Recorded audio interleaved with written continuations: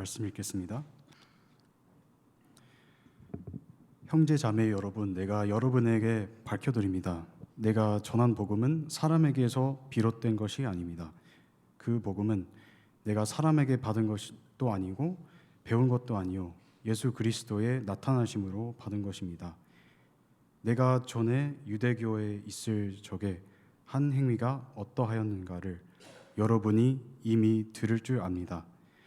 나는 하나님의 교회를 몹시 박해하였고 또 아주 없애버리려고 하였습니다.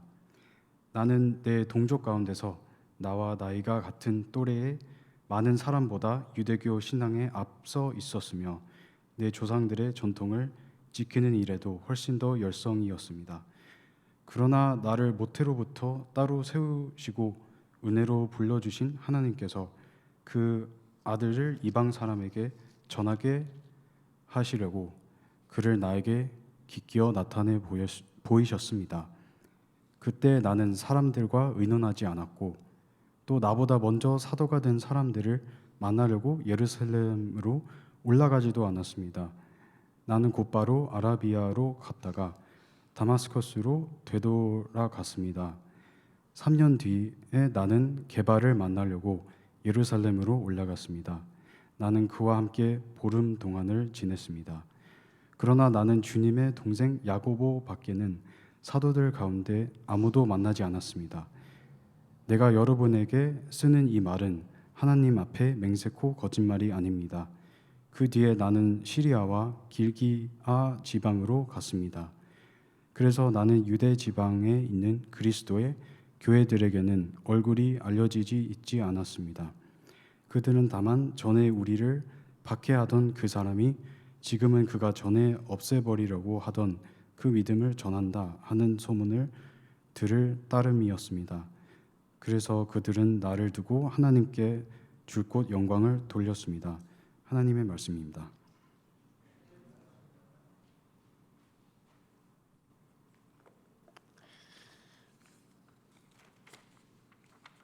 기도하겠습니다.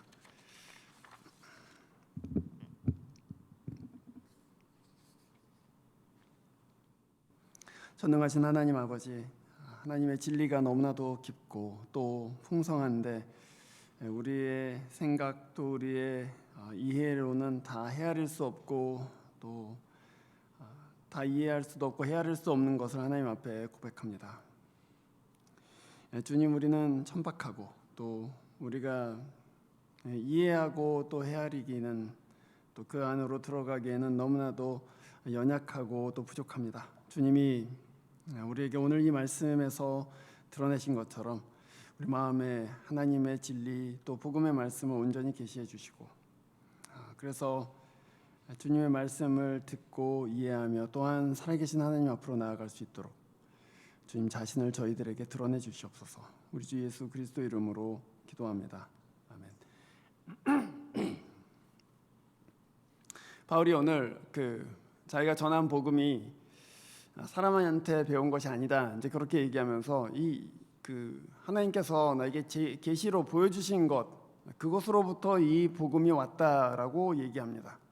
이게 이제 뒤에 보시면은 저희가 읽은 부분에 3년 뒤에 예루살렘으로 올라갔는데 이거 거짓말이 아닙니다. 그래서 여러분 좀 이상하시죠? 무슨 얘기냐면 사도들한테 배운 적이 없다는 얘기입니다. 다메섹 도상, 바울이 다메섹 도상에서 부활하신 예수 그리스도를 만나는데 그때 내가 그 분을 만남으로써 그 복음을 깨달았고 그 복음을 전할 수 있게 되었습니다. 제가 예루살렘에 있는 사도들한테 배운 게 아닙니다. 맹세코 그런 적이 없습니다. 이제 그 얘기입니다. 그래서 뒤에 거짓말이 아니라고 하는 얘기죠. 그 다메섹 도상의 경험이 바울에게는 굉장히 중요했습니다. 그게 그냥 어떤 신비로운 현상으로만 이해된 것이 아니고 그 그리스도를 만났을 때 복음의 의미를 알게 되었고 또 그 복음의 의미를 알자 그 사람이 유대교에서 그리스도인이 되는 회심의 경험이 일어났고 그리고 더 나아가서는 내가 이 복음 전하라고 하나님께서 나를 지금 부르고 계시는구나 라고까지 알게 되었습니다. 그러니까 이 다메섹 도상의 경험은 굉장히 중요한 경험이죠. 우리가 흔히 계시 그럴 때, 레블레이션 그렇게 얘기할 때 무슨 환상이나 무슨 비밀스러운 메시지를 자꾸 생각하지만 사실 계시의 본체가 무엇이냐, 계시의 그 본질이 뭐냐 할 때 그것은 언제나 예수 그리스도입니다. 그리고 그분이 이루신 구원을 계시라고 하는 것이죠. 그래서 계시가 뭐냐 할 때 하나님이 우리한테 주권적으로 열어주시는 어떤 하나님의 실제이다라고 말씀드릴 수 있습니다. 뭐 spiritual reality 뭐 이렇게 얘기할 수도 있겠죠. 신자의 영적인 삶, 우리가 믿음 가운데 걸어가고 있는 이 삶은 이 계시 경험으로부터 시작합니다. 그래서 오늘 이 본문 통해서 이 계시의 세 가지 면을 한번 살펴보려고 하는데요. 첫 번째는 계시의 능력이고, 두 번째는 계시의 요구이며 디맨드, 그리고 세 번째로는 그 계시가 우리를 어떤 부르심으로 세운다는 그 부르심, 그 세 가지의 면을 살펴보려고 합니다. 첫 번째로 계시는 능력을 가지고 있습니다. 구원을 일으키는 능력을 갖고 있어요. 바울이 오늘 자기가 전한 복음이 사람을 따른 것이 아니고 하나님의 그 계시를 통해서 자기가 배웠고 전하는 것이라고 말하고 있습니다. 사실은 바울은 다메섹 도상에서 예수 그리스도를 만날 때 관광하려고 다메섹에 간 것이 아니었습니다. 예수 믿는 사람들을 잡아오려고 이 유대교에 열심히 했던 바울이 다메섹으로 가서 박해하고 잡아오려고 갔던 것이죠. 그러다가 다메섹 도상에서 살아계신 예수 그리스도를 만납니다. 그래서 거기서 회심해요. 이게 완전히 잘못됐구나. 내가 지금까지 이해하고 있던 것이 완전히 잘못된 것이구나. 그래서 그 자리에서 꼬꾸라져서 3일 동안 눈을 보지 못하다가 나중에 아나니아라는 사람이 눈을 뜨게 해줘서 세례를 받고 그리스도인이 되게 됩니다. 사실 예수를 만나기 전에도 바울은 굉장히 종교적인 사람이었습니다. 구약 성경에 있는 걸 모두 다 지키고 바리새인의 그 어떤 율법에 의로서는 흠이 없고 경건한 사람이었다, 그렇게 스스로가 평가합니다. 그러니까 이 그리스도를 믿는 사람을 잡으려고 다메섹까지 쫓아갔다는 것은 얼마나 열심히 만난 사람이에요. 말하자면 우리가 선교여행 저기 아프리카 가는 것처럼 자기 돈 들어갖고 내가 이 예수 믿는 사람들 잡아와서 유대교를 바르게 세워야지, 그런 열심으로 다메섹까지 간 겁니다. 그러니 굉장히 종교적인 사람이라는 걸 알 수 있고, 종교적일 뿐만 아니고 엄청나게 열심을 갖고 있었다는 것을 알 수 있지요. 그런데 여러분, 그것이 그리스도인을 만드는 것은 아니지 않습니까? 우리는 사실 종교적인 열심, 그 religious practice, 그거 또는 religious 어떤 zeal 이런 것들 하고 참 믿음을 혼돈해서는 안 됩니다. 교회 열심히 나가고 성경 열심히 읽고 뭐 기도 많이 한다.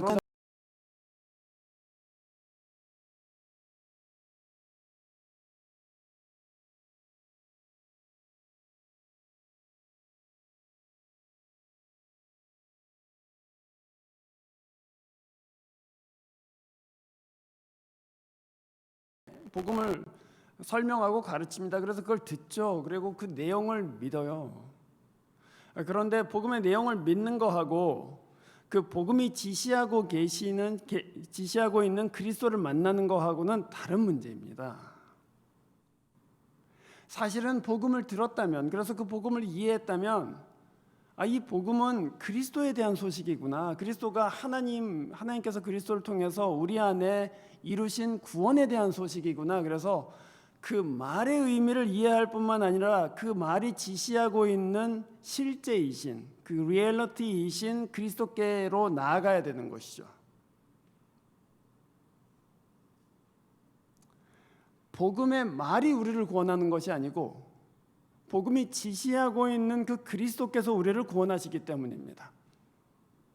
그러니 말을 이해했다고 해서 그리스도인 것은 아직 아닌 것이죠. 물론 믿음은 굉장히 중요하지만 그 믿음은 결국 그 믿음의 본체이신 그리스도께로 나아가게 우리를 인도합니다. 살아계신 그리스도, 그분 만나는 게 영적인 삶의 사실 시작이라는 말씀을 드리고 있는 것입니다.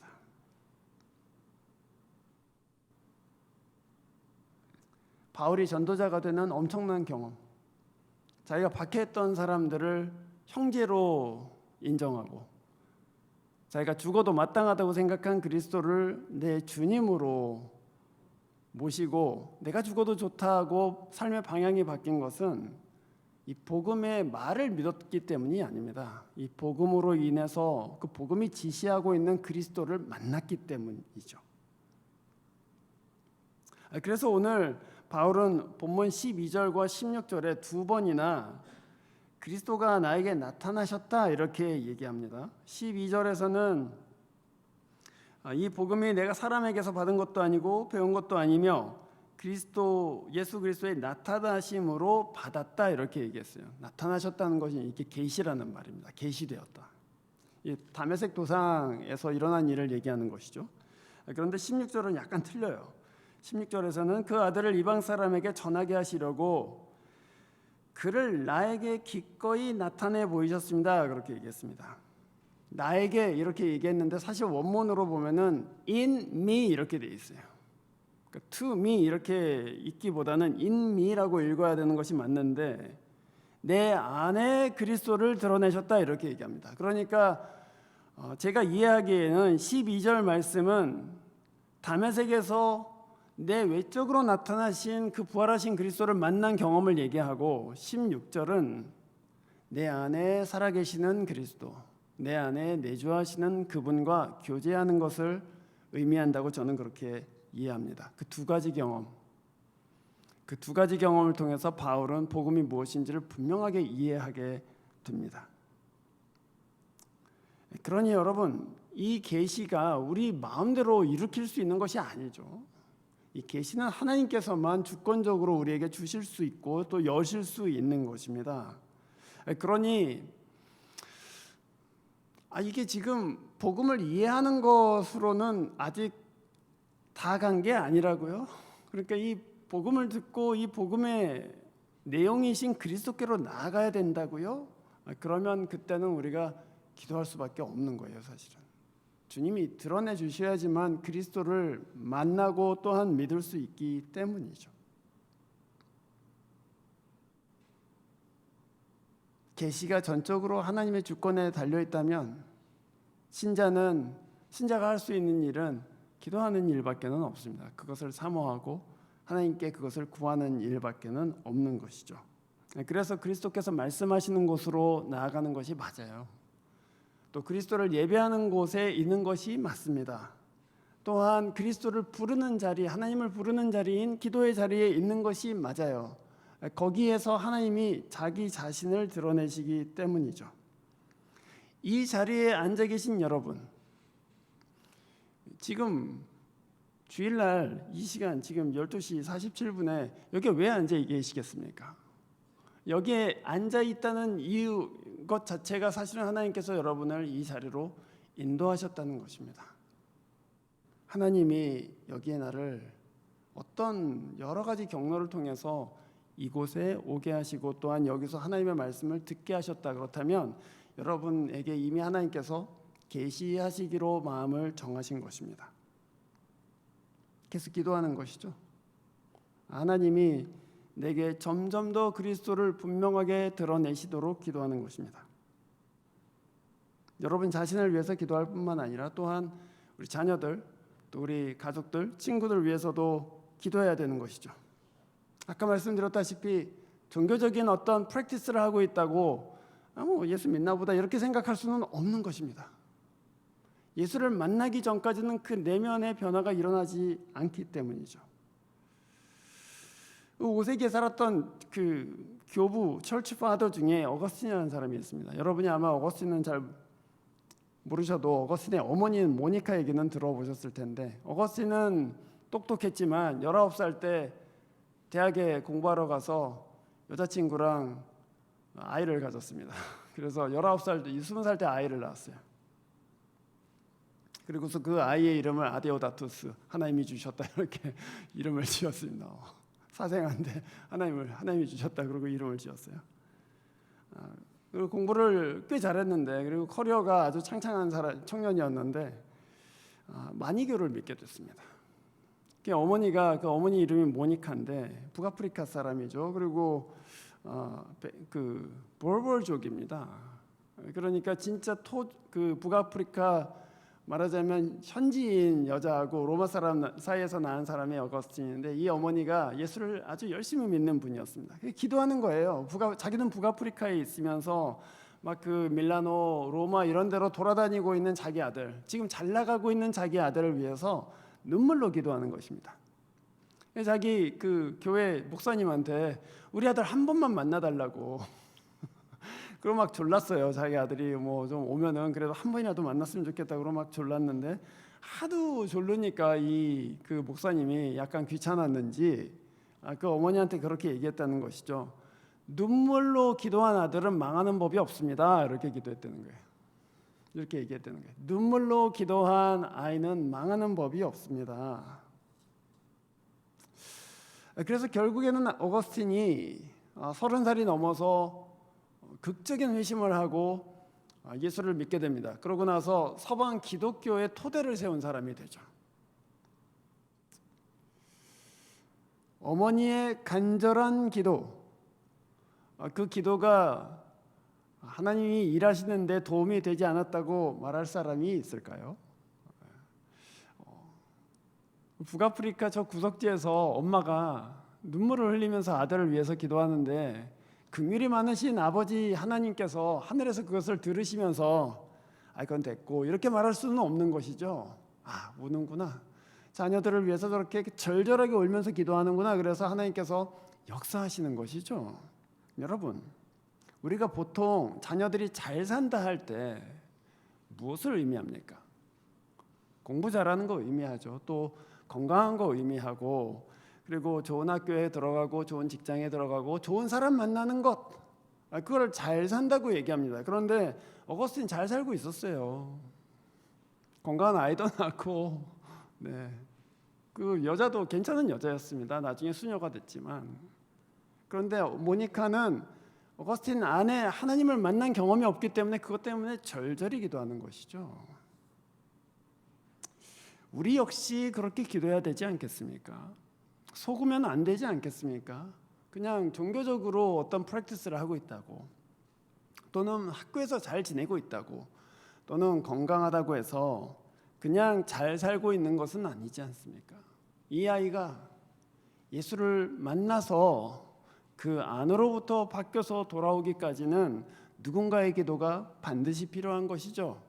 아이뿐만이 아니고 우리의 이웃들도, 가족들도 마찬가지가 아니겠습니까? 그래서 이번 여름에 우리 함께 기도했으면 좋겠어요. 사실 우리 아이들 여기 앉아서 하나님의 말씀 듣지만 그 말씀이 들어가서 그 아이의 심령을 터치하는 것은 다른 문제이죠.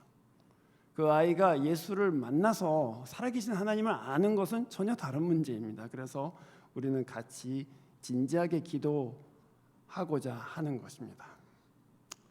그 계시의 능력이 반드시 필요합니다. 두 번째로, 계시는 어떤 디맨드를 갖고 있습니다. 그것은 뭐냐면 계시 자체, 하나님이 열어주신 이 리얼리티 자체가 너무나도 깊기 때문에, 그리고 이 사람이 다 이해할 수 없는 풍성한 것이기 때문에 그것은 언제나 성찰을 요구합니다. 복음은 쉬운 것이지만 그 복음을 듣고 그 복음의 내용이신 그리스도, 그리고 그분의 구원을 생각해 보면 이거 생각해 볼 수밖에 없어요. 오늘 바울은 이 본문에서 이렇게 얘기합니다. 17절에서 또 나보다 먼저 사도가 된 사람들을 만나려고 예루살렘으로 올라가지 않았습니다. 어디로 갔습니까? 나는 곧바로 아라비아로 갔다가 다마스쿠스로 돌아갔습니다. 그리고 3년을 거기서 보냈다는 얘기죠. 그래서 우리가 보통 그것을 아라비아 3년 그렇게 얘기합니다. 그러니까 바울은 다메섹 도상에서의 예수를 만나는 경험을 한 다음에 바로 전도를 한 것이 아니었습니다. 그리고 사도들한테 가서 이 예수가 누구예요? 그러고 물어본 것도 아니에요. 이 사람은 아라비아로 갔습니다. 물론 신약학자들은 이 아라비아가 우리가 생각하는 그런 광야냐 아니면은 무슨 나바테아 왕국이냐 그런 얘기를 하지만 사실은 저는 사실 광야라고 생각합니다. 이 사람한테는 자기가 유대교를 지금까지 믿으면서 맞다고 생각했던 것들, 그리고 이것이 옳은 길이라고 생각했던 것들이 다 전복되는 경험을 했기 때문에 이게 도대체 무엇인가? 이 도대체 내가 알고 있었던 그 구약 성경이 무엇이고 내가 욕했던 그 예수는 누구이신가 하는 것에 대한 성찰이 반드시 필요했던 것이죠. 그래서 3년 동안 아라비아에 처박혀서 이걸 생각하고 기도하고 성찰하고 묵상합니다. 그렇게 해야만 했던 것이죠.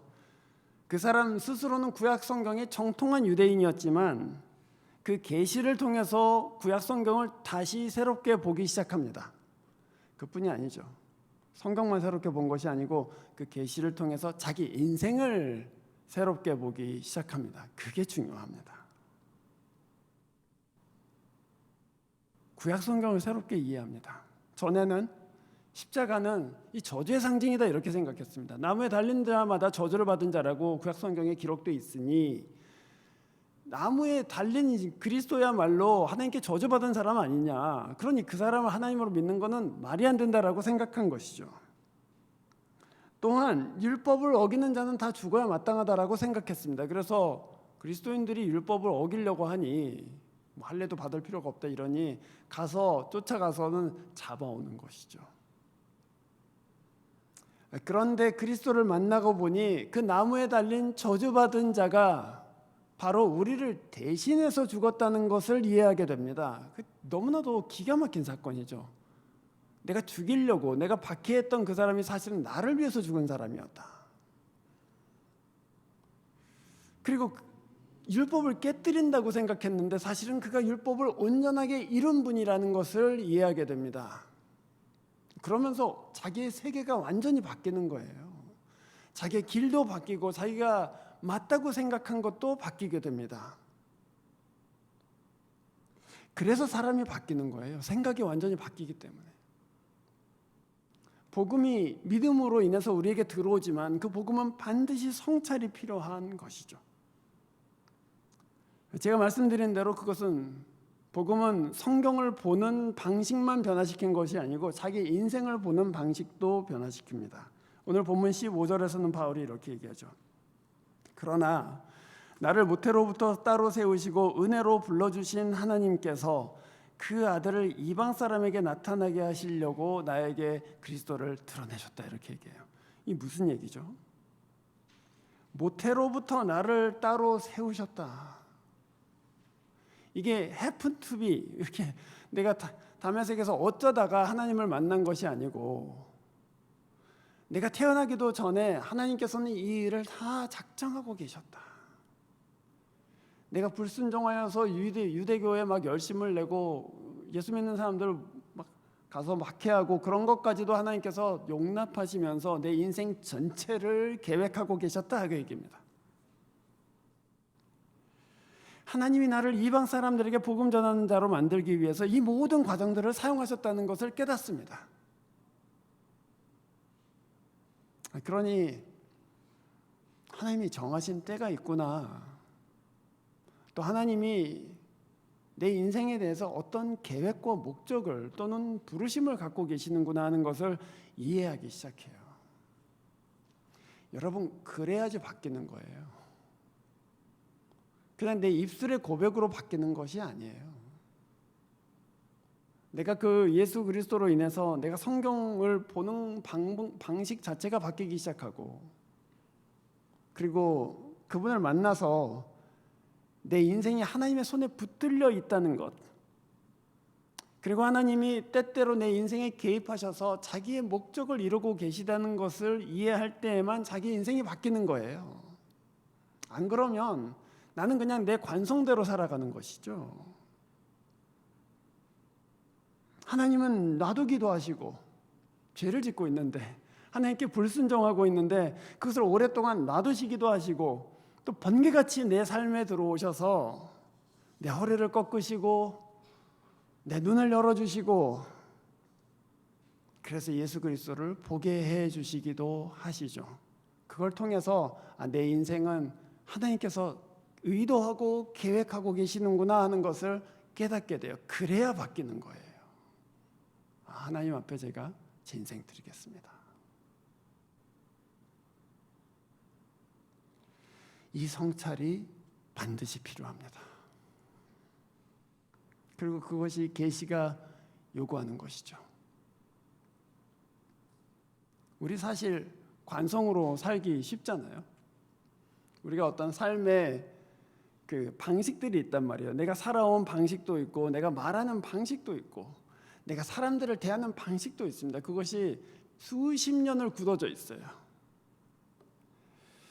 근데 그것이 바뀌는 것은 그냥 오늘부터 좀 바꿔야 되겠어 해서 바뀌는 것이 아니에요. 그는 그리스도를 만나는 경험이 필요한 것이고 그 경험이 내 인생을 새롭게 해석해 주면서부터 길이 바뀌는 거예요. 목표도 바뀌고 내 관성으로 살지 않고 또는 내 지금까지 종교적인 열심으로 살지 않고 새로운 삶으로 살아가는 것은 이 성찰을 반드시 필요로 합니다. 여러분 모두에게, 우리 모두에게 이 아라비아의 시간이 필요한 거예요. 여러분, 이 웨이코가 혹시 아라비아 같다는 생각을 하시지는 않으십니까? 상당히 덥고 지금 이렇게 여름이 막 다가오고 드라이하고 아무도 없어 또 그리고 집에 있으면은 무슨 내가 수도원에 와 있나? 아리조나 수도원에 와 있나? 이런 생각이 드실 때도 있으실 겁니다.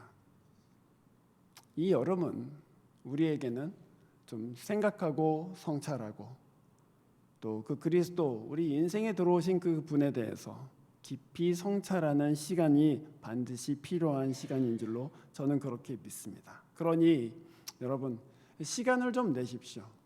그래서 천천히 성경도 읽어보시고 그리고 하나님이 내게 어떤 일들을 내 인생 가운데 어떤 일들을 하고 계시는 것인가 기도하고 분별하는 시간들이 필요하다는 말씀 드립니다. 마지막으로 이 계시는 사실은 부르심을 우리에게 줍니다. 오늘 본문 16절에서 바울이 그렇게 얘기하죠. 그 아들을 이방 사람에게 전하게 하시려고 그 아들을 내 안에 드러내셨다 이렇게 얘기합니다.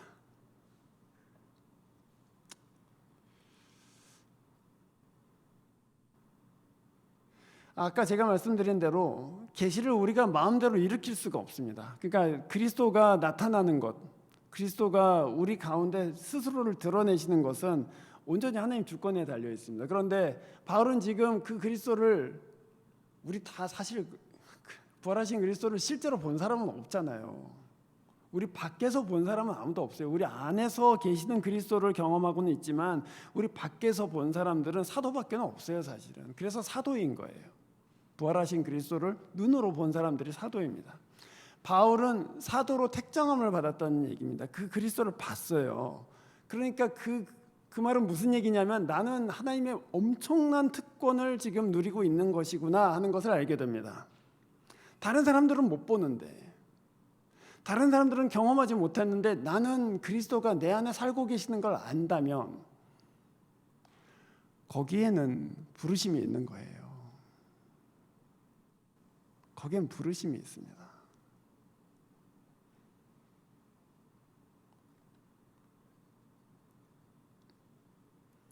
웨이코에 알러지가 되게 심한 그 지역이라고 그렇게 얘기하잖아요. 그 소나무 막 이렇게 일어나면 뭐 알러지가 생기고 뭐 그래서 우리 아이가 그 어렸을 때 그런 우스갯소리를 했어요. 자기가 알러지 약을 개발해 갖고 엄청난 떼부자가 되겠다고. 저도 그렇게 생각해요. 이 알러지 약을 개발해 갖고 만약에 이 알러지 약 하나를 딱 먹는데 알러지가 없어진다. 그럼 완전 떼부자 될 것 같아요. 그렇죠? 근데 그 약을 얼마에 팔아야 될까요? 그 약을 막 한 알에 막 뭐 20 밀리언 이렇게 팔면 안 되겠죠, 그렇죠? 뭐 200불도 너무 비싸잖아요. 200도 비싸단 말이에요. 그런데 이 약을 개발했어요, 내가. 개발했는데 이 약으로 돈을 벌어야지라고 생각하면 물론 돈을 벌 수 있을 것입니다. 그런데 만약에 그 알러지로 너무 많은 사람들이 고생을 하고 있다면, 그리고 그 알러지 때문에 어떤 사람이 죽기도 한다면, 그 약을 파는 것 자체는 도덕적인 그런 그 찔림을 주게 되죠. 왜냐하면 내가 이거를 어쩌다가 발견했는데 이걸 갖고 너무 많은 돈을 버는 거는 이상한 거 아닐까? 어떻게 되죠? 어느 정도 벌었다고 생각하면은 이제 프리. 이거는 모든 사람을 행복하게 하기 위해서 그냥 다 나눠줘야 되는 거야 라고 생각하는 것이 저는 맞다고 봅니다.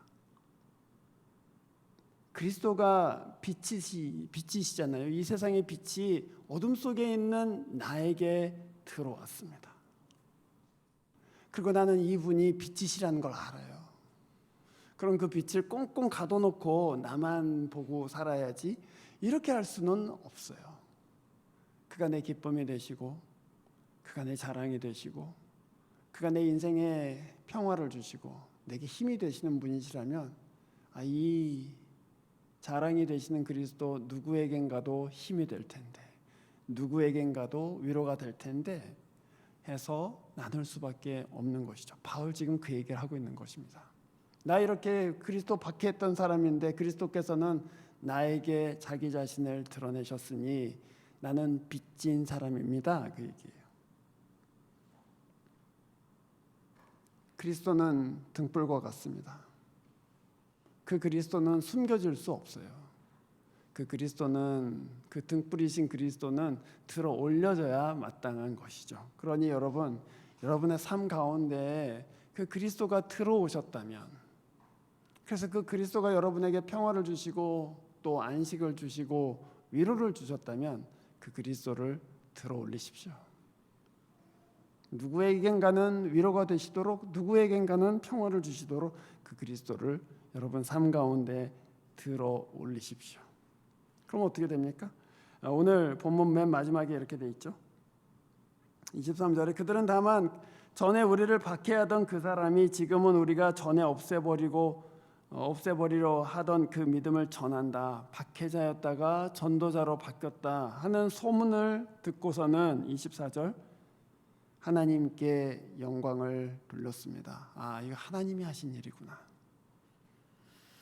하나님이 아니시면 누가 저런 사람을 바꿀 수가 있을까? 그래서 하나님께 영광을 돌렸다는 얘기예요. 그리스도를 들어 올린다는 게 뭡니까? 말로 그리스도를 증거한다는 것을 훨씬 더 넘어서는 얘기죠.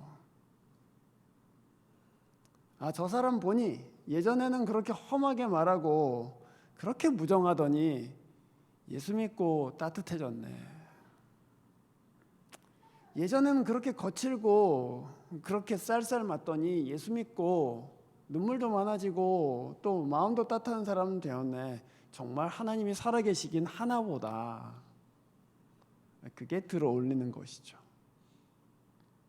말로 전할 수 없는 그리스도, 말로만 전할 수는 없습니다. 우리 삶으로 또 그리스도께서 우리를 지나가신 그 흔적으로 우리가 그리스도를 이 세상 가운데서 들어 올릴 수 있을 것입니다. 그래서 여러분, 이 계시가, 이 그리스도의 계시가 오늘 이 웨이코 한인 교회 가운데 임하여서 날이 갈수록 내 안에 계시는 그리스도가 우리 안에서 더욱더 분명하고 선명하게 드러나시도록 함께 기도할 수 있기를 바라고, 또한 그 그리스도가 날이 갈수록 더 깊이 성찰되고 우리 안에서 더 깊이 고민되어서 그가 우리의 삶을 바꾸시고 그가 우리의 속사람을 새롭게 하시고, 그래서 결국에는 우리 주변에 있는 사람들이 그리스도를 알게 되도록 그렇게 들어 올리실 수 있기를 주의 이름으로 축원합니다. 기도하겠습니다. 주님이 계시의 말씀 다 이해할 수도 없고 또 그 뜻을 다 증거할 수도 없지만, 이 교회 가운데 또 저희 자녀들 가운데 우리 이웃들 가운데 살아계신 그리스도를 드러내 주셔서 복음에 이를 수 있게 해 주시고, 또 진리를 깨닫고 하나님께로 돌아오는 귀한 역사가 일어나게 도와주십시오. 특별히 이번 여름에 저희가 마음 정하여서 하나님 앞에 기도하고 또 깊이 상고하고 그리스도를 찬송하고 들어 올릴 때에 우리 가운데 계시는 그분이 참으로 영광을 받으시고 또 이 세상 가운데에 당신의 평화와 진리를 드러내시기를 소원합니다. 그렇게 되도록 인도하여 주시옵소서. 주 예수 그리스도 이름으로 기도합니다. 아멘. 찬송가 490장 함께 부르시면서 봉헌하겠습니다.